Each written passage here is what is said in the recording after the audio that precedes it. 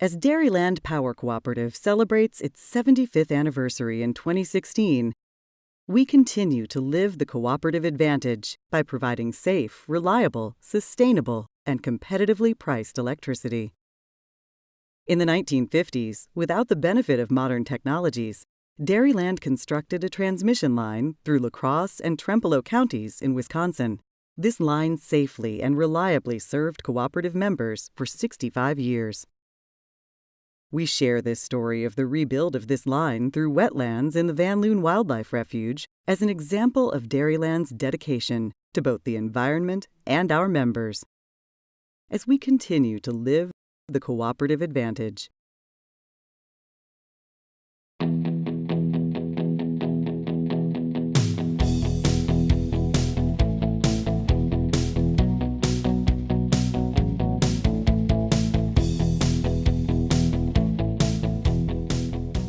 The Q1 line was built in 1950. It's approximately 65 years old. It runs through the Loon Wildlife Refuge. We had to rebuild this line due to age and condition. Most lines, wood lines, only last 60 to 65 years, and it's pretty much reached the end of its life. We decided to use the heavy lift helicopter because the Loon Wildlife Refuge is a wetland complex that includes wetland areas as well as river crossings. And we wanted to minimize our damage to the wetland areas. This was a very expensive tool that we used, but the advantages were it was much more cost effective than matting roads for conventional construction equipment. The major environmental issues that we encountered were threatened and endangered species, the eastern Massasauga snake and the wood turtle. We contracted with a company for a biologist to come in and do a sweep of the areas before we ever started construction, and also we used them during construction to clear every construction site before we went into the sites. Camille is a Sikorsky A64F heavy lift helicopter owned by the Erickson Air Crane Company in Portland, Oregon. And it's the helicopter that we use to lift our caissons and our structures into the Loon Wildlife Refuge. Every morning we had what they call a tailgate meeting, and we had it at Camille. Usually started at 6 o'clock in the morning. Anybody that was in the project working with the helicopters were required to be at that tailgate meeting. Everybody knew exactly where they were supposed to be and exactly what they were supposed to do.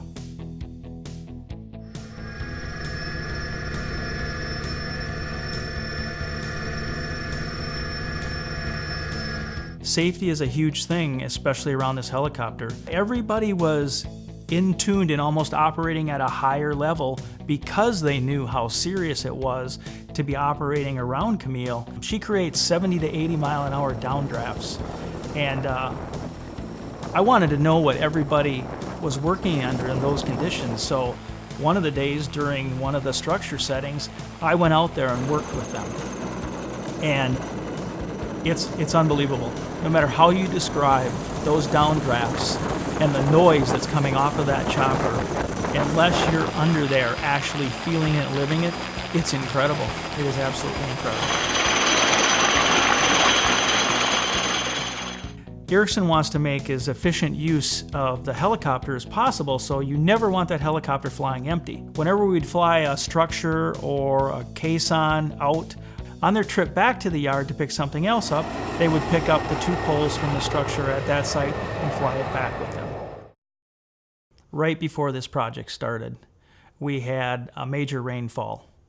We started to see the rivers rising, and pretty soon 2 of the rivers were overflowing their banks and flooding the backwaters. We had planned on using amphibious units with low ground pressure tracks in order to transport men and material. We had to bring in another helicopter company, Haverfield Aviation. He could move so much faster, he transported all the men and material from structure site to structure site. We didn't have to load up the Argos with all the men and materials and transport them to each one. He was constantly hopping people all the time. The gantry and the power unit as a combination is a one-of-a-kind unit in the country, and it's only used by Erickson to fly that unit into areas that they can't get to.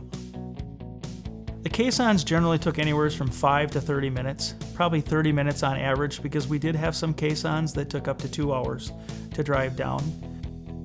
We had put markings on the structures every 5 feet, and it was really interesting to be able to watch these caissons, how fast they went down.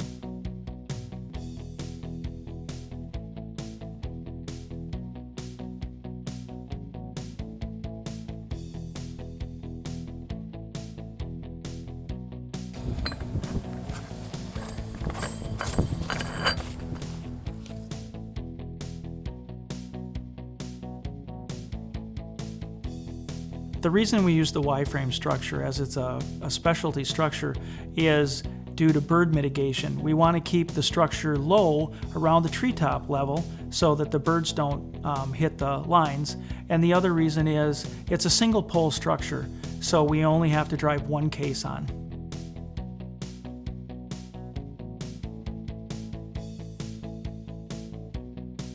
We installed a total of 21 structures in the Van Loon. 18 were installed with the helicopter.